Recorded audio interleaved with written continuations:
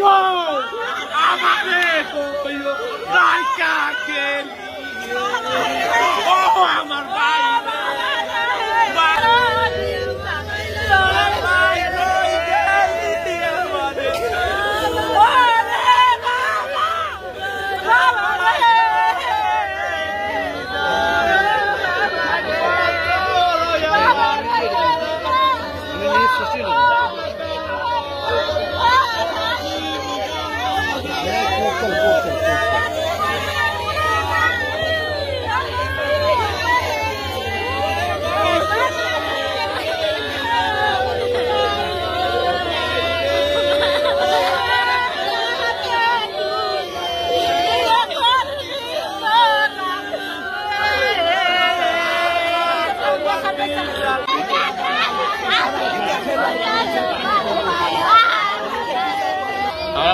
আমরা আমরণ হবে সবাই যতদিন পর্যন্ত আমাদের দাবি না মানা হবে ততদিন পর্যন্ত আমরা এই জায়গায় থাকবো। আমরা গতকালকে ছিলাম, গতকালকে না থাকা আমাদের রোগী একজন অসুস্থ হয়ে পড়ে ছিল, সদর হসপিটাল ভর্তি করছি।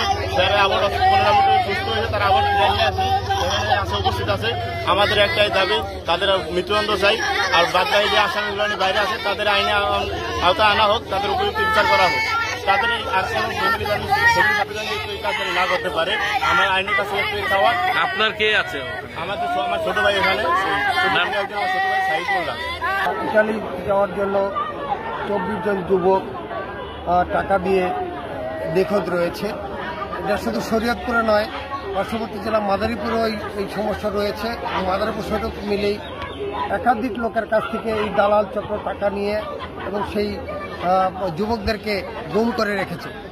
এই পরিবার জানে না তার ছেলে এখনো বেঁচে আছে না মরে গেছে, জানে না তার স্বামী বেঁচে আছে না মরে আছে, ভাই জানে না তার ভাই বেঁচে আছে না মরে আছে। তেমনই একটি দালাল চক্রের প্রধান যিনি টুন্ডু, তাকে ইতিমধ্যে পুলিশ গ্রেপ্তার করেছে এবং তিনি হাজতে আছে। আমি মনে করি যে এই যে যারা ভুক্তভোগী রয়েছেন এদের কান্নার সান্ত্বনা দেওয়ার মতো ভাষা আমাদের নেই। তাই বলবো যে ন্যায় বিচারের সাথে এই ঘটনার সাথে যে সমস্ত আসামি জড়িত রয়েছে তাদের সর্বোচ্চ শাস্তি হোক, এটি আমাদের